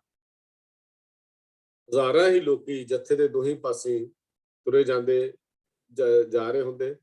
ਰਸਤੇ ਵਿੱਚ ਗੁਰੂ ਕੇ ਬਾਗ ਤੋਂ ਉਰੇ ਹੀ ਪੁਲਿਸ ਉਹਨਾਂ ਨੂੰ ਰੋਕਦੀ। ਉਹ ਸਤਨਾਮ ਵਾਹਿਗੁਰੂ ਧੁਨ ਵਿੱਚ ਮਸਤ ਤਦ ਤੱਕ ਅੱਗੇ ਵਧੀ ਜਾਂਦੇ ਜਦ ਤੱਕ ਲੋਹੇ ਦੀਆਂ ਸੰਮਾਂ ਵਾਲੀਆਂ ਡਾਂਗਾਂ ਨਾਲ ਮਾਰ ਕੇ ਬੇਹੋਸ਼ ਕਰਕੇ ਉਹਨਾਂ ਨੂੰ ਸੜਕ ਦੇ ਨਾਲ ਪਾਣੀ ਦੇ ਟੋਭਿਆਂ ਵਿੱਚ, ਪਾਣੀ ਦੇ ਟੋਇਆਂ ਵਿੱਚ ਨਾ ਸੁੱਟ ਦਿੱਤਾ ਜਾਂਦਾ। ਕਈ ਵਾਰ ਬਸਰਤ ਵੇ ਸਿੰਘ ਨੂੰ ਜਦ ਹੋਸ਼ ਹੁੰਦੀ ਤਾਂ ਮੁੜ ਕੇ ਫਿਰ ਅੱਗੇ ਨੂੰ ਵਧਣ ਦਾ ਯਤਨ ਕਰਦਾ, ਪਰ ਫਿਰ ਮਾਰੇ ਜਾਂਦੇ। ਤਾਂ ਵਾਹਿਗੁਰੂ ਵਾਹਿਗੁਰੂ ਵਾਹਿਗੁਰੂ ਸਤਨਾਮ ਸਤਨਾਮ ਸਤਨਾਮ ਦਾ ਜਾਪ ਕਰਦੇ ਹੋਏ ਅੱਗੇ ਨੂੰ ਵਧੇ ਜਾਂਦੇ। ਜਦ ਤੱਕ ਬੇਹੋਸ਼ ਜਾਂ ਨਿਰਬਲ ਜਾਂ ਕਮਜ਼ੋਰ ਹੋ ਕੇ ਕੇਸਾਂ ਤੋਂ ਫੜ ਕੇ ਉਹਨਾਂ ਨੂੰ ਧੂ ਕੇ ਫਿਰ ਟੋਇਆਂ ਦੇ ਵਿੱਚ, ਟੁੱਬਿਆਂ ਦੇ ਪਾਣੀ ਦੇ ਵਿੱਚ ਸੁੱਟਦਾ, ਚਿੱਕੜ ਵਿੱਚ ਸੁੱਟ ਦਿੱਤਾ ਜਾਂਦਾ। ਕਦੀ ਵੀ ਕੋਈ ਸਿੰਘ ਮਾਰਨ ਵਾਲਿਆਂ ਵਿਰੁੱਧ ਕੋਈ ਆਵਾਜ਼ ਨਹੀਂ ਸੀ ਚੁੱਕਦਾ, ਕਿਉਂਕਿ ਬਚਨ ਕੀਤਾ ਹੋਇਆ ਸੀ ਗੁਰੂ ਦੇ ਨਾਲ। ਇਹਨਾਂ ਜੱਥਿਆਂ ਵਿੱਚ 2 ਫੌਜੀ ਪੈਨਸ਼ਨ ਲੈਣ ਵਾਲੇ 100 ਦੇ ਜੱਥੇ ਵੀ ਸਨ ਤੇ ਹੋਰ ਵੀ ਫੌਜੀਆਂ ਦੇ ਜੱਥੇ ਜਿਹੜੇ ਸੀ ਉਹ ਹੌਲੀ ਹੌਲੀ ਕਰਕੇ ਸ਼ਾਮਲ ਹੋਣ ਲੱਗ ਪਏ। ਬੇਰਹਿਮਨ ਬੇਦਰਦਨਾ ਦੀ ਮਾਰ ਕੁਟਾਈ ਜਿਹੜੀ ਸੀ, ਇਹਦੀ ਖਬਰਾਂ ਦੇਸ਼ ਦੇ ਅੰਦਰ ਪਹੁੰਚਣੀਆਂ ਸ਼ੁਰੂ ਹੋ ਗਈਆਂ। ਕੌਮ ਦੇ ਨੇਤਾ ਜਿਹੜੇ ਸੀ, ਲੀਡਰ ਜਿਹੜੇ ਸੀ, ਉਹ ਆਪਣੇ ਹੱਥੀਂ ਵੇਖਣ ਲਈ ਉੱਥੇ ਪਹੁੰਚ ਗਏ, ਜਿਨ੍ਹਾਂ ਵਿੱਚੋਂ ਮਦਨ ਮੋਹਨ ਮਾਲਵੀਆ ਪਾਦਰੀ, ਅੰਗਰੇਜ਼ ਪਾਦਰੀ ਸੀ ਐਂਡਰਿਊਜ਼ ਦਾ ਨਾਮ ਆਉਂਦਾ ਹੈ, ਔਨਰ ਬੇਲ ਉਹਦਾ ਜ਼ਿਕਰ ਆਉਂਦਾ ਹੈ, ਸਰਦਾਰ ਜੋਗਿੰਦਰ ਸਿੰਘ ਜੀ, ਸਰਦਾਰ ਸੁੰਦਰ ਸਿੰਘ ਜੀ ਮਜੀਠੀਆ, ਸਰਦਾਰ ਹਰਬੰਸ ਸਿੰਘ ਜੀ ਅਟਾਰੀ, ਲਾਲਾ ਦੁਨੀ ਚੰਦ ਪ੍ਰਧਾਨ ਪੰਜਾਬ ਕਾਂਗਰਸ, ਮਲਕ ਖਾਂ ਮੈਂਬਰ ਖਿਲਾਫਤ ਕਮੇਟੀ, ਕਾਂਗਰਸ ਦੇ ਖਿਲਾਫਤ ਨੇਤਾ ਸੈਯਦ ਅਤਾਇਲੁੱਲਾ ਸ਼ਾਹ, ਪ੍ਰੋਫੈਸਰ ਰੁਚੀ ਰਾਮ ਸਾਹਨੀ, ਜਿਨ੍ਹਾਂ ਦੀਆਂ ਲਿਖਤਾਂ ਦਾ ਮੈਂ ਜ਼ਿਕਰ ਬਾਅਦ ਵਿੱਚ ਜ਼ਰੂਰ ਕਰਾਂਗਾ ਥੋੜਾ ਬਹੁਤਾ, ਕਿ ਇਹਨਾਂ ਨੇ ਕੀ ਵਿਚਾਰ ਦਿੱਤੇ ਉਹਦੇ ਬਾਰੇ। ਹਕੀਮ ਅਜ਼ਮਲ ਖਾਂ ਦਿੱਲੀ, ਸਵਾਮੀ ਸ਼ਰਧਾਨੰਦ, ਮਿਸਟਰ ਕਵਾਇਤੁੱਲਾ ਪ੍ਰੈਜ਼ੀਡੈਂਟ ਜਮਾਇਤੁਲ ਉਲਮਾ ਦਾ, ਡਾਕਟਰ ਅੰਸਾਰੀ ਭਾਈ ਜੋਧ ਸਿੰਘ ਜੀ, ਸ਼ਰਮਾ ਪੀਠ ਦੇ ਸਵਾਮੀ ਸ਼੍ਰੀ ਸ਼ੰਕਰਾਚਾਰੀਆ, ਪੰਡਿਤ ਮੋਤੀ ਲਾਲ ਨਹਿਰੂ, ਵਿਸ਼ੇਸ਼ ਪ੍ਰੈਸ ਦੇ ਨੁਮਾਇੰਦੇ, ਇੰਡੀਪੈਂਡੈਂਟ ਇਲਾਹਾਬਾਦ ਦੇ ਮਿਸਟਰ ਸੁੰਦਰਮ ਤੇ ਮਿਸਟਰ ਜੀ ਰਾਮਪਾਲ, ਬੰਦੇ ਮਾਤਰਮ ਲਾਹੌਰ ਤੋਂ ਜਿਹੜੀਆਂ ਅਖਬਾਰਾਂ ਚੱਲਦੀਆਂ ਸੀ, ਤੇ ਇੰਡੀਪੈਂਡੈਂਟ ਅਖਬਾਰ ਦੇ ਤੇ ਲਾਹੌਰ ਤੋਂ ਬੰਦੇ ਮਾਤਰਮ ਚੱਲਦੀ ਸੀ, ਜਿਹੜੀ ਲਾਲਾ ਲਾਜਪਤ ਰਾਏ ਦਾ ਜ਼ਿਕਰ ਆਉਂਦਾ ਹੈ, ਉਹਦਾ ਵੀ ਜ਼ਿਕਰ ਅਸੀਂ ਕਰਾਂਗੇ। ਸੈਯਦ ਹਬੀਬ ਐਡੀਟਰ ਸਿਆਸਤ, sir Amar Singh ji loyal gazette, ਇਹ ਲਾਇਲ ਗਜ਼ਟ ਦੇ, ਮਿਸਟਰ ਅਤੀਕੀ ਸਹਾਇਕ ਐਡੀਟਰ ਮੁਸਲਿਮ ਅਖਬਾਰ ਜ਼ਿਮੀਦਾਰ, ਮਿਸਟਰ ਮਿਲਖੀ ਰਾਮ ਅਖਬਾਰ ਸਵੈਰਾਜ ਮਦਰਾਸ, ਸਰ ਚਰਨ ਸਿੰਘ ਜੀ ਐਡੀਟਰ ਜਥੇਦਾਰ ਅਖਬਾਰ ਵੀ ਚੱਲਦੀ ਸੀ ਜਦੋਂ ਅਸੀਂ ਛੋਟੇ ਸਾਂ, ਤਾਂ ਉਦੋਂ ਅਸੀਂ ਜਥੇਦਾਰ ਅਖਬਾਰ, ਮੈਨੂੰ ਯਾਦ ਹੈ ਕਿ ਅਸੀਂ ਅਖਬਾਰ ਛੋਟੇ ਹੁੰਦਿਆਂ ਪੜ੍ਹਦੇ ਹੁੰਦੇ ਸਾਂ। ਉਸ ਤੋਂ ਬਾਅਦ ਅਕਾਲੀ ਪੱਤਰਕਾਰ, ਅਜੀਤ ਅਖਬਾਰਾਂ ਬਾਅਦ ਵਿੱਚ ਆਈਆਂ। ਤਾਂ ਜਥੇਦਾਰ ਅਖਬਾਰ ਬਹੁਤ ਪੁਰਾਣੀ ਚੱਲਦੀ ਹੈ, ਇੰਡੀਪੈਂਡੈਂਟ ਤੋਂ ਪਹਿਲਾਂ ਦੀ, ਤੇ ਅਕਾਲੀ ਲਹਿਰ ਦੇ ਵੇਲੇ ਦੀ ਜਥੇਦਾਰ ਅਖਬਾਰ ਜਿਹੜੀ ਹੈ ਉਹ ਚੱਲਦੀ ਹੈ। ਬੇਹੋਸ਼ ਤੇ ਫੱਟੜ ਸਿੰਘਾਂ ਨੂੰ ਰੋਜ਼ਾਨਾ ਬੱਸਾਂ ਰਾਹੀਂ ਜਾਂ ਟਰੱਕਾਂ ਰਾਹੀਂ ਅੰਮ੍ਰਿਤਸਰ ਲਿਜਾਇਆ ਜਾਂਦਾ। ਉੱਥੇ ਉਹਨਾਂ ਦੀ ਦੇਖਭਾਲ ਲਈ ਹਸਪਤਾਲ ਖੋਲ੍ਹੇ ਗਏ। ਮਰਮ ਪੱਟੀ ਦੇ ਦਵਾਈਆਂ ਦਾ ਖਰਚਾ ਦਾ ਅੰਦਾਜ਼ਾ 3000 ਰੁਪਏ ਰੋਜ਼ ਦਾ ਉਸ ਵੇਲੇ ਆਉਂਦਾ ਸੀ। 8 ਸਤੰਬਰ ਤੱਕ ਇਹਨਾਂ ਹਸਪਤਾਲਾਂ ਵਿੱਚ ਗਿਣਤੀ 836 ਦੇ ਕਰੀਬ ਜਿਹੜੀ ਸੀ ਉਹ ਪਹੁੰਚ ਗਈ। ਗੁਰੂ ਕੇ ਬਾਗ 'ਚ ਖੋਲੇ ਹਸਪਤਾਲ ਵਿੱਚ ਰੱਖੇ ਮਰੀਜ਼ਾਂ ਦੀ ਗਿਣਤੀ 200 ਸੀ। ਸਿੱਖਾਂ ਨੇ ਆਪਣੇ ਹਸਪਤਾਲ ਖੋਲੇ ਤਾਂ ਉਹਨਾਂ ਨੂੰ 200 ਦੀ ਗਿਣਤੀ ਉੱਥੇ ਸੀ। ਉਸ ਤੋਂ ਬਾਅਦ 17 ਸਤੰਬਰ ਦੀ ਸ਼ਾਮ ਨੂੰ 100 ਰੋਜ਼ਾਨਾ 12 ਸਤੰਬਰ ਦੀ ਸ਼ਾਮ ਨੂੰ 100 ਸਿੰਘ ਰੋਜ਼ਾਨਾ ਮਾਰ ਕੁੱਟ ਕੇ ਜਾਂ ਬੇਹੋਸ਼ ਕਰਕੇ ਨਾ ਹਸਪਤਾਲਾਂ ਵਿੱਚ ਦਾਖਲ ਕੀਤੇ ਗਏ।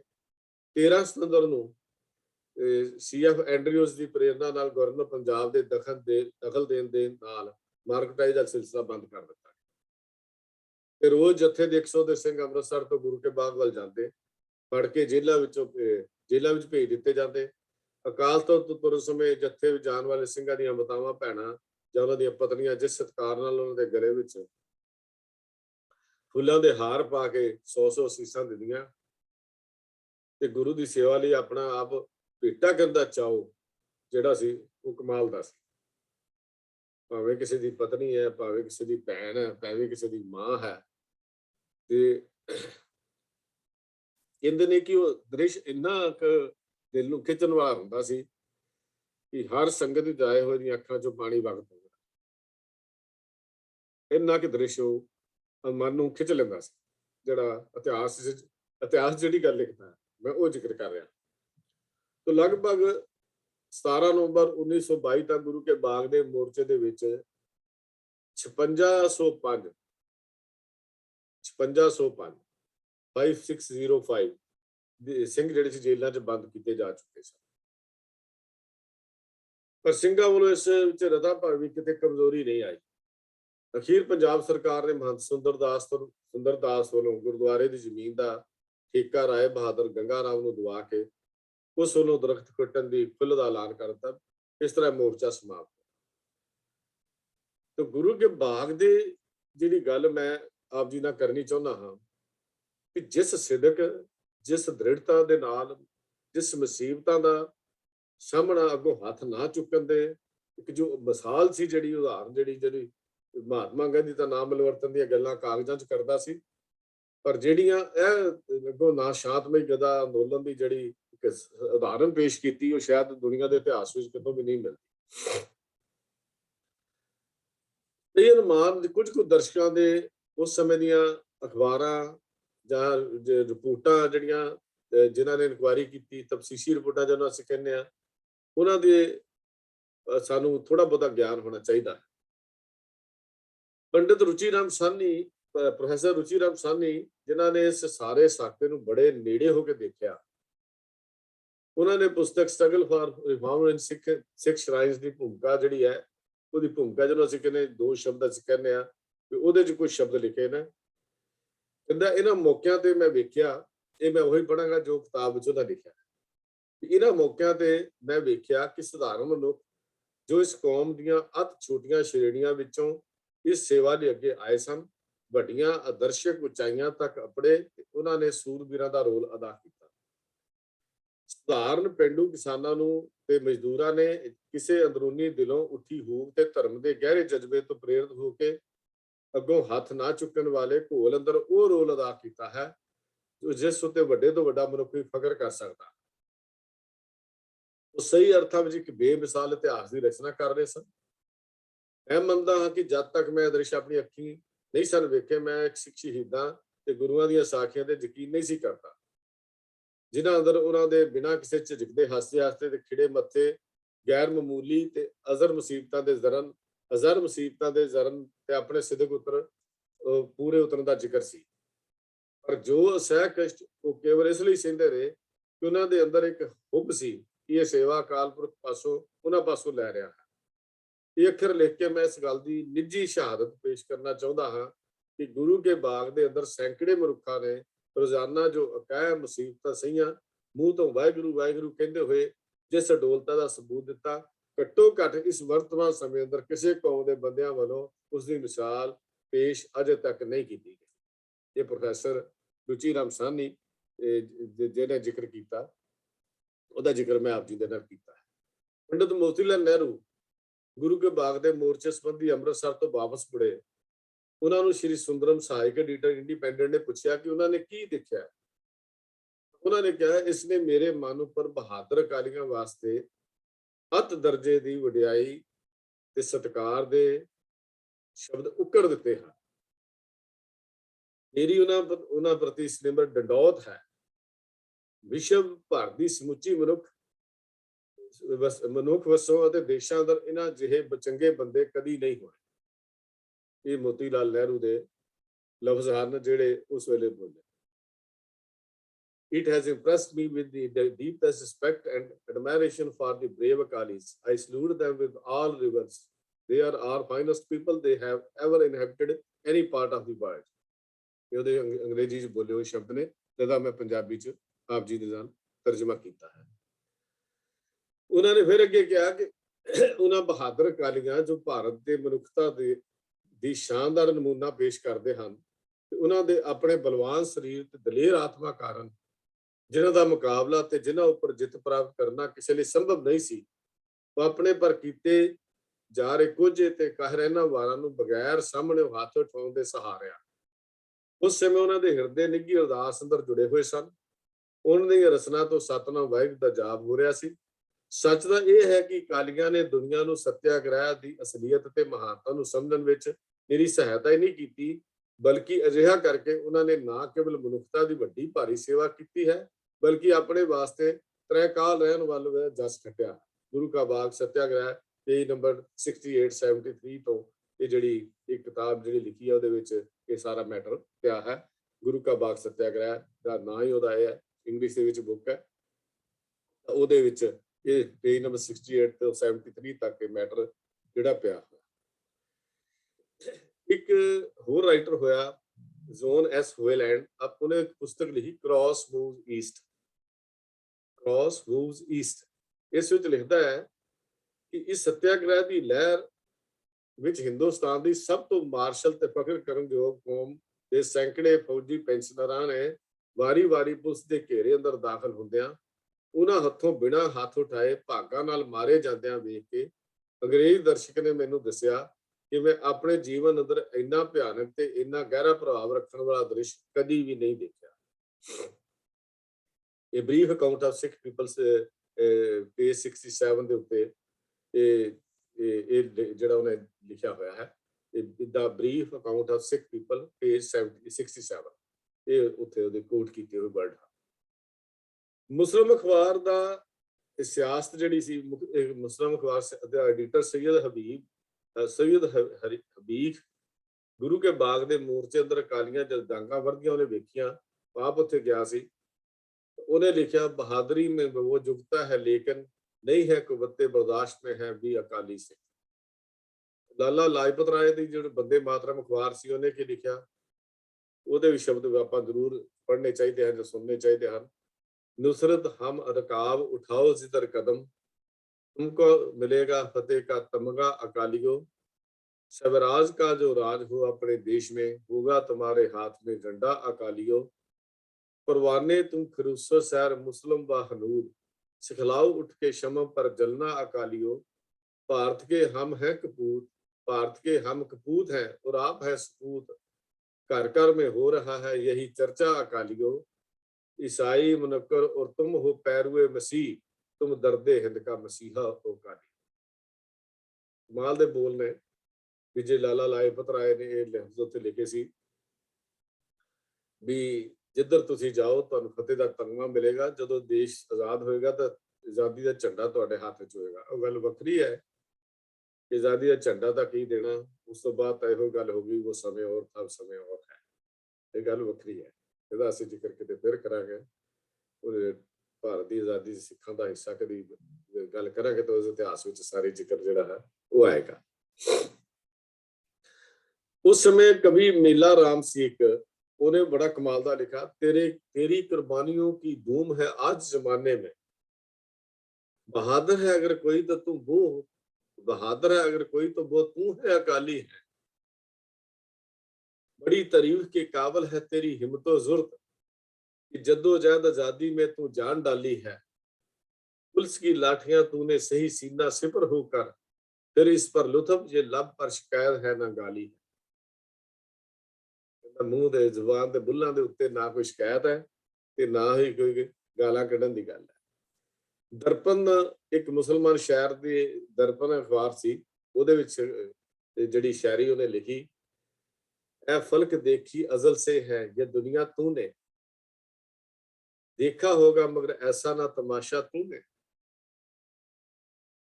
जिस तरह कोई धुंधकता है रूही को नदाफ, जिस इंसाफ को करता हुआ देखा तूने, जिसम इंसान को करता हुआ देखा तूने, ਜਿਸ ਤਰ੍ਹਾਂ ਕੋਈ ਦੁਨਕਤਾ ਹੋ ਰੂਹੀ ਕੋ ਨਦਾਫ, ਜਿਵੇਂ ਕਹਿੰਦੇ ਰੂਹੀ ਦੇ ਵਿੱਚ ਚਿਣਕਦੀ ਅੱਗ ਲੱਗਦੀ ਸੜਦੀ ਹੈ ਨਾ, ਰੂਹ ਸੜਦਾ ਹੈ, ਹੌਲੀ ਹੌਲੀ ਕਰਦਾ।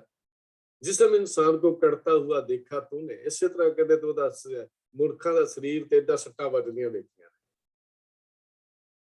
एक उंगली भी उठाना जो समझते हैं हो गुनाह, एक उंगली भी उठाना जो समझते हो गुनाह, उठ को देखा है गजब गजब जाना किसे पिटता तूने, मुझे हैरत है कि क्यों गिरना पड़ा तू चकरा कर, जुल्म जब होते हुए देखे निराला तूने। कहता मैं तो हैरान हाँ कि मैं चक्कर खा के क्यों ना डिग पिया जो जुल्म मैं सामने अखा ने देखे। कौम के हाथ लरजते बे अकाली शाबाश, तू स्वराजियों का झंडा को संभाला तूने। ਵਰਿਆਮ ਅਕੇਲਾ ਇੱਕ ਕਿਤਾਬ ਹੈ, ਉਹਦੇ ਪੇਜ ਨੰਬਰ 200 201 ਦੇ ਉੱਤੇ ਉਹਨੇ ਲਿਖਿਆ ਕਿ ਗੁਰੂ ਕੇ ਬਾਗ ਦੇ ਮੋਰਚੇ ਸੰਬੰਧੇ ਅਕਾਲੀਆਂ ਦੇ ਭਰੋਸੇ ਦਾ ਸਿੱਧਾ ਜ਼ਿਕਰ ਕਰਦਾ ਜੀਐਮ ਸੁੰਦਰਮ ਸਹਾਇਕ ਐਡੀਟਰ ਇੰਡੀਪੈਂਡੈਂਟ ਆਪਣੀ ਪੁਸਤਕ ਗੁਰੂ ਕਾ ਬਾਗ ਸੱਤਿਆਗ੍ਰਹਿ ਦੇ ਜਿਹੜਾ ਪੁਸਤਕ ਹੈ ਉਹਦੇ ਤੇ ਇੱਕ ਲਿਖਦਾ ਹੈ, ਇੱਕ ਬੜਾ ਕਮਾਲ ਦਾ ਉਹਨੇ ਇੱਕ ਵਜ਼ਨ ਲਿਖਿਆ ਕਿ ਇਹ ਅਕਾਲ ਪੁਰਖ ਦਾ ਹੁਕਮ ਹੈ। ਉਹਨੇ ਹੈਡਿੰਗ ਦਿੱਤਾ ਵੀ ਇਹ ਅਕਾਲ ਪੁਰਖ ਦਾ ਹੁਕਮ ਹੈ। ਇੱਕ ਸਧਾਰਨ ਦਰਮਿਆਨੀ ਸ਼੍ਰੇਣੀ ਦੇ ਅਕਾਲੀ ਨਾਲ ਮੇਰੀ ਗੱਲਬਾਤ ਹੋਈ। ਮੈਂ ਉਹਨੂੰ ਪੁੱਛਿਆ ਕਿ ਜੇਕਰ ਸਰਕਾਰ ਤੁਹਾਡੀ ਇਸ ਲਹਿਰ ਦੇ ਸਾਰੇ ਲੀਡਰਾਂ ਨੂੰ ਫੜ ਲਵੇ ਤਾਂ ਲਹਿਰ ਕਿਸ ਤਰ੍ਹਾਂ ਚੱਲੇਗੀ, ਮੂਡ ਕਿਵੇਂ ਚੱਲੇਗੀ? ਤਾਂ ਉਸਦਾ ਸਰਲ ਸ਼ਬਦਾਂ 'ਚ ਉੱਤਰ ਬੜਾ ਸਪਸ਼ਟ ਸੀ, ਉਹਨਾਂ ਦੀ ਥਾਂ ਤੇ ਹੋਰ ਆਦਮੀ ਅੱਗੇ ਜਾਣਗੇ ਤੇ ਇਸ ਦੀ ਅਗਵਾਈ ਕਰ ਲੈਣਗੇ। ਮੈਂ ਦੁਬਾਰਾ ਉਸ ਨੂੰ ਸੋਚ ਕੇ ਜਵਾਬ ਦੇਣ ਲਈ ਕਿਹਾ ਤਾਂ ਅਗਰ ਸਹੀ ਅਗਵਾਈ ਦੇ ਸਕਣ, ਸਾਰੇ ਲੋਕ ਫੜ ਲਏ ਜਾਣ ਤਾਂ ਸਧਾਰਨ ਪੇਂਡੂ ਲੋਕ ਇਸ ਨੂੰ ਕਿਵੇਂ ਚਲਾ ਸਕਣਗੇ? ਉਸਨੇ ਬੜੀ ਦ੍ਰਿੜਤਾ ਨਾਲ ਕਿਹਾ ਇਹ ਬਿਲਕੁਲ ਸੰਭਵ ਹੈ, ਪੋਸੀਬਲ ਹੈ। ਪ੍ਰਧਾਨ ਤੇ ਕਮੇਟੀ ਸਾਰੇ ਰੱਬੀ ਹੁਕਮ ਦੀ ਕਾਰ ਕਰਦੇ ਹਨ, ਮੈਂਬਰ ਭਾਵੇਂ ਕੋਈ ਵੀ ਹੋਣ, ਫੈਸਲੇ ਉਹੀ ਹੋਣਗੇ ਜੈਸਾ ਅਕਾਲ ਪੁਰਖ ਦਾ ਹੁਕਮ ਹੋਏਗਾ। ਇੰਨਾ ਭਰੋਸਾ ਸੀ, ਇੰਨਾ ਵਿਸ਼ਵਾਸ ਸੀ ਅਕਾਲ ਪੁਰਖ ਦੇ ਉੱਤੇ। ਉਦੋਂ ਇੱਕ ਹੋਰ ਜਿਹੜੀ ਗੱਲ ਮੈਂ ਕਰਨੀ ਜ਼ਰੂਰੀ ਸਮਝਦਾ ਉਹ ਇਹ ਹੈ ਕਿ ਆਪਸੀ ਏਕਤਾ ਬੜੀ ਸੀ। ਵਿਚਾਰ ਭਾਵੇਂ ਵਿਚਾਰਾਂ ਦੇ ਮਤਭੇਦ ਸਨ, ਕੋਈ ਕਾਂਗਰਸੀ ਵਿਚਾਰ ਰੱਖਦਾ ਸੀ, ਕੋਈ ਦੂਜੇ ਵਿਚਾਰ ਰੱਖਦਾ ਸੀ, ਲੇਕਿਨ ਕੌਮ ਦੇ ਉੱਤੇ ਜਦੋਂ ਮੁਸ਼ਕਲ ਆਉਂਦੀ ਸੀ ਉਦੋਂ ਸਾਰੇ ਸਿੱਖ ਜਿਹੜੇ ਇਕੱਠੇ ਹੋ ਜਾਂਦੇ ਸੀ, ਇਹਨਾਂ ਦੀ ਸੋਚ ਇਕੱਠੀ ਹੋ ਜਾਂਦੀ ਸੀ। ਪਾਰਟੀ ਕੋਈ ਵੀ ਹੋਵੇ, ਧੜੇਬੰਦੀ ਕੋਈ ਜਿਹੜੀ ਸੀ ਉਹ ਮੁੱਕ ਜਾਂਦੀ ਸੀ। ਇਹ ਰਾਜ ਹੀ ਤਾਂ ਸਫਲਤਾ ਦੇ ਤਾਂ ਹੋਏ। ਅੱਜ ਸਾਡਾ ਦੁਖਾਂਤ ਇਹ ਹੈ ਕਿ ਅਸੀਂ ਨਿੱਜੀ ਮਹਾਜਾਂ ਦੇ ਲਈ, ਆਪਣੇ ਨਿੱਜੀ ਫਾਇਦਿਆਂ ਦੇ ਲਈ ਕੌਮ ਨੂੰ ਟੁਕੜੇ ਟੁਕੜੇ ਕੀਤਾ ਹੋਇਆ। ਕੋਈ ਕਿਹੜੀ ਪਾਰਟੀ, ਕੋਈ ਕਿਸੇ ਚ ਕੁੱਟਣ ਵਾਲੇ, ਉਹਨਾਂ ਨਾਲ ਵਿਚਾਰ ਵਾਲੇ। तो मेरे कहने का सिर्फ मेरा विषय नहीं है, उदों सिर्फ मेरा विषय है भी वो क्यों से ਉਹਦਾ ਰਾਜ, ਉਹਦਾ ਏਕਤਾ ਸੀ। ਇੱਕ ਅਕਾਲੀ ਦੀ ਇੱਕ ਹੋਰ ਸੀਐਫ ਇੰਟਰਵਿਊ ਉਸ ਜਦੋਂ ਪੁੱਛਿਆ ਗਿਆ ਵੀ ਤੂੰ ਅਕਾਲੀਆਂ ਨੂੰ ਦਿੱਤੀ ਮਾਰਕਟਾਈ ਦਾ ਉਸਦੇ ਮਨ ਤੇ ਕੀ ਪ੍ਰਭਾਵ, ਤਾਂ ਉਹਨੇ ਕਿਹਾ ਮੈਂ ਆਪਣੇ ਜੀਵਨ ਵਿੱਚ ਇੰਨਾ ਦਰਦਨਾਕ ਤੇ ਪ੍ਰਭਾਵਪੂਰਨ ਦ੍ਰਿਸ਼ ਕਦੀ ਨਹੀਂ ਵੇਖਿਆ। ਇਸ ਅੱਗੋਂ ਹੱਥ ਨਾ ਉਠਾਉਣ ਦੀ ਮੁਕੰਮਲ ਜਿੱਤ ਸੀ। ਜਿਨ੍ਹਾਂ ਨੂੰ ਮੈਂ ਮਾਰ ਖਾਂਦਿਆਂ ਵੇਖਿਆ ਉਹਨਾਂ ਦੇ ਅੰਦਰ ਅਰਦਾਸ ਨਹੀਂ, ਰੱਬ ਨਾਲ ਜੁੜੇ ਹੋਏ ਸਨ ਤੇ ਉਹਨਾਂ ਦੀ ਸਹੀ ਅਰਥਾਂ ਵਿੱਚ ਕੁਰਬਾਨੀ ਸੀ। ਤੇ ਇਸ ਨੂੰ ਇਉਂ ਹੀ ਸਮਝ ਰਹੇ ਸਨ ਕਿ ਅਕਾਲ ਦਾ ਹੁਕਮ। ਇਹ ਉਹਨਾਂ ਨੇ ਇਹ ਬਣਾਇਆ, ਇਹਦਾ ਜਿਹੜਾ ਸੀ ਬਣਾਇਆ, ਇਹ ਸੀਐਫ ਐਂਡਰਜ਼ ਨੇ ਲਿਖਿਆ। ਉਹਦੇ ਜਦੋਂ ਉਹਨੂੰ ਦੂਜਾ ਸਵਾਲ ਕੀਤਾ ਗਿਆ ਕਿ ਉਸਦੇ ਖਿਆਲ ਵਿੱਚ ਅਕਾਲੀਆਂ ਦੀ ਐਸੀ ਕੁਰਬਾਨੀ ਪਿੱਛੇ ਰਾਜ ਕੀ ਹੈ, ਤਾਂ ਉਹਦਾ ਜਵਾਬ ਬੜਾ ਕਮਾਲ ਦਾ ਸੀ। ਕਹਿੰਦਾ ਮੈਂ ਉਹਨਾਂ ਦੇ ਧਰਮ ਨੂੰ ਇਸ ਦਾ ਆਧਾਰ ਮੰਨਦਾ।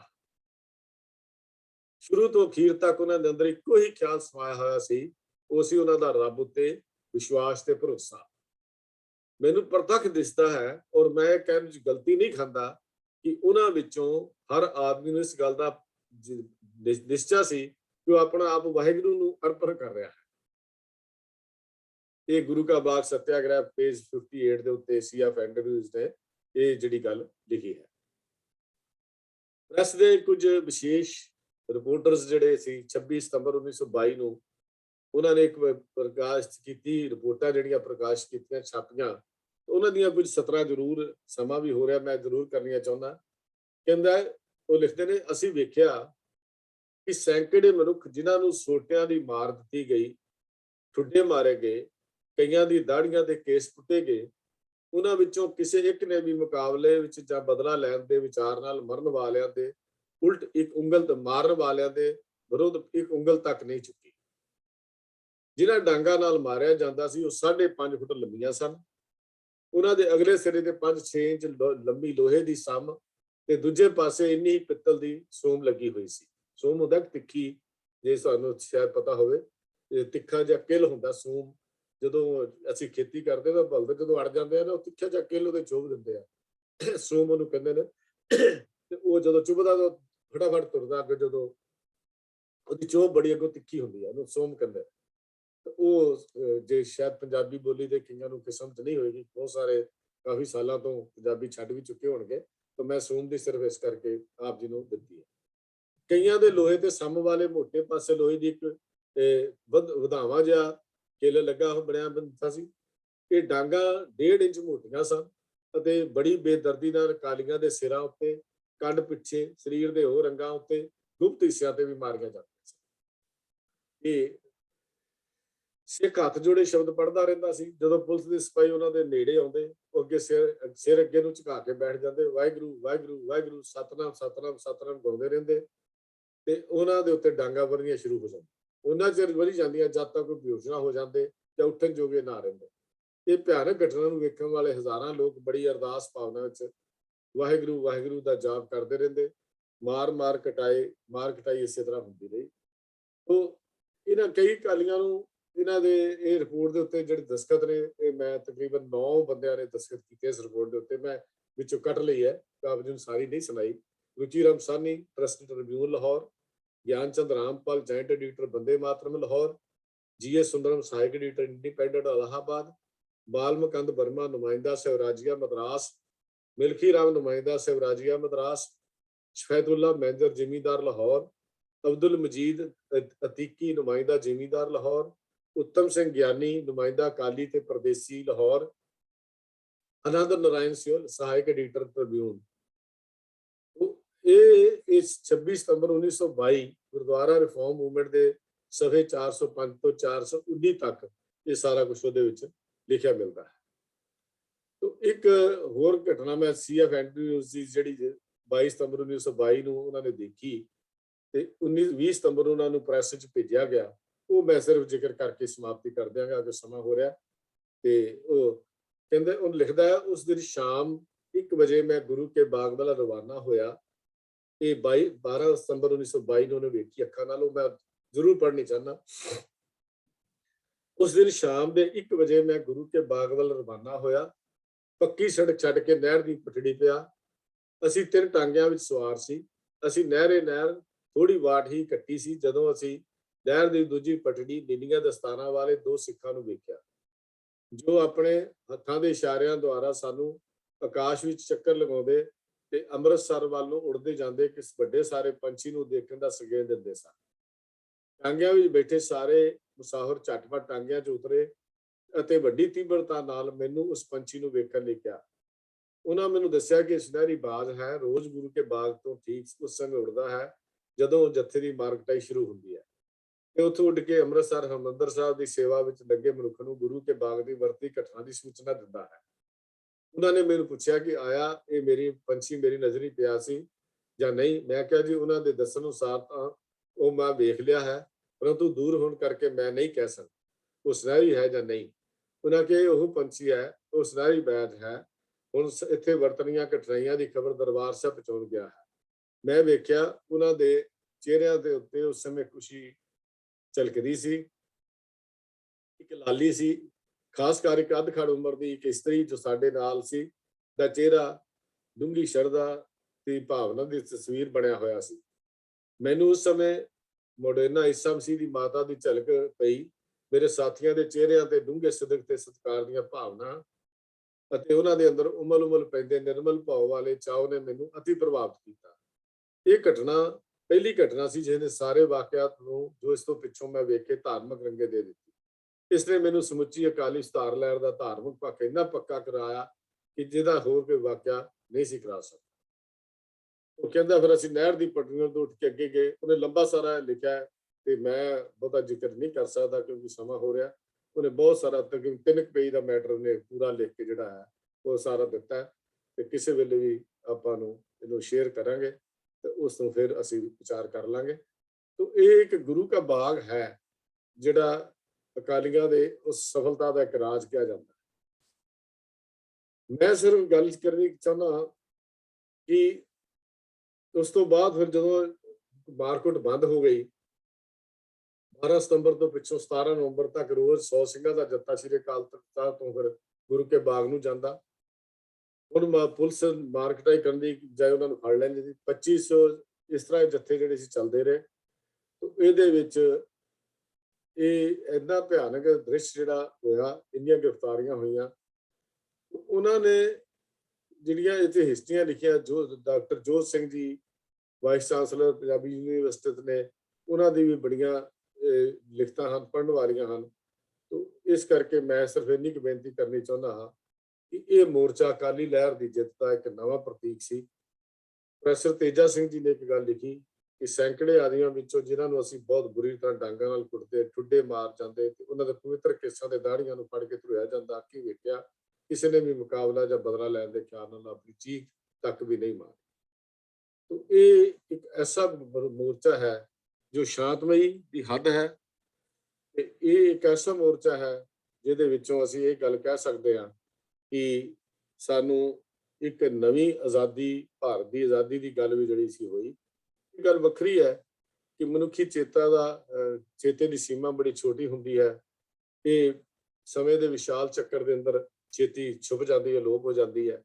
ਜਿਸ ਕੌਮ ਦੇ ਬੱਚਿਆਂ ਨੇ 1922 ਵਿੱਚ ਮਹਾਨ ਭਾਰਤੀ ਕਾਂਗਰਸ ਦੇ ਨੇਤਾ ਪੰਡਿਤ ਮੋਤੀ ਲਾਲ ਨਹਿਰੂ, ਜੋ ਸਾਬਕਾ ਪ੍ਰਧਾਨ ਮੰਤਰੀ ਜਵਾਹਰ ਲਾਲ ਦਾ ਪਿਆ, ਉਹਦੇ ਪਿੱਛੋਂ ਬਣੀ ਪ੍ਰਧਾਨ ਮੰਤਰੀ ਇੰਦਰਾ ਗਾਂਧੀ ਦੇ ਦਾਦਾ, ਜਿਨ੍ਹਾਂ ਨੇ ਸਭ ਤੋਂ finest people of the world inhabited in any part of the world ਕਹਿ ਕੇ ਸਿੱਖਾਂ ਦੀ ਤਾਰੀਫ ਕੀਤੀ ਹੋਵੇ, ਉਹਨਾਂ ਨੇ ਹੀ 1947 ਦੇ ਦੇਸ਼ ਆਜ਼ਾਦ ਹੋਣ ਤੋਂ ਪਿੱਛੋਂ ਇਜ਼ਰਾਈਲ ਪੇਸ਼ਾ ਕੌਮ ਦਾ ਖਿਤਾਬ ਦਿੱਤਾ ਜਾਂਦਾ ਹੋਵੇ।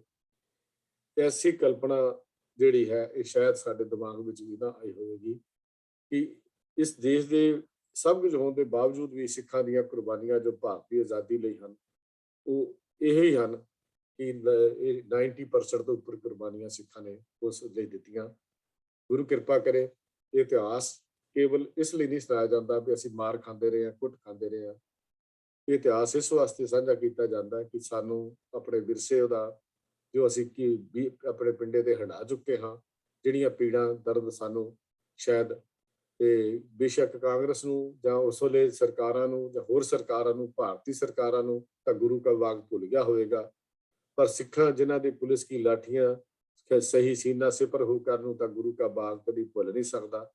ਹਾਲੇ ਤਾਂ ਉਹਨਾਂ ਡਾਂਗਾਂ ਦੀ ਆਵਾਜ਼ ਵੀ, ਦੀਆਂ ਦਰਦਾਂ ਵੀ ਸਾਡੇ ਸਰੀਰਾਂ ਵਿੱਚ ਹਨ ਤੇ ਜਦ ਤੱਕ ਸਾਡੇ ਸਰੀਰਾਂ ਵਿੱਚ ਇਹ ਦਰਦਾਂ ਹਨ, ਸਾਡੇ ਸਰੀਰਾਂ ਵਿੱਚ ਜਾਨ ਹੈ, ਦਰਦਾਂ ਦਾ ਅਹਿਸਾਸ ਸਾਨੂੰ ਹੁੰਦਾ ਹੀ ਰਹਿਣਾ ਚਾਹੀਦਾ ਹੈ।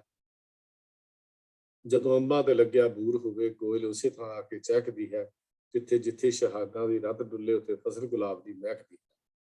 ਸਾਡੀ ਪਿੱਠ ਤੇ ਖੜਾ ਇਤਿਹਾਸ ਸਾਡਾ, ਸਾਨੂੰ ਮਾਣ ਹੈ ਲਹੂ ਦੇ ਰੰਗਾਂ ਉੱਤੇ, ਅਸੀਂ ਜਾਣਦੇ ਹਾਂ ਕਿ ਕੁਰਬਾਨ ਹੋਣਾ ਆਪਣੇ ਧਰਮ ਦੀ ਇੱਕ ਮੰਗ ਉੱਤੇ। ਗੁਰੂ ਕੁਰਬਾਨ ਬਖਸ਼ਿਸ਼ ਕਰੇ ਕਿ ਕੁਰਬਾਨੀ ਦਾ ਜਜ਼ਬਾ ਸਾਡੇ ਅੰਦਰ ਪੈਦਾ ਹੋਵੇ ਜੀ। ਭੁੱਲ ਚੁੱਕ ਦੀ ਖਿਮਾ, ਪਿਆਰ ਸਹਿਤ ਫਤਿਹ ਦੀ ਸਾਂਝ ਕਰੋ ਜੀ। ਵਾਹਿਗੁਰੂ ਜੀ ਕਾ ਖਾਲਸਾ, ਵਾਹਿਗੁਰੂ ਜੀ ਕੀ ਫਤਿਹ।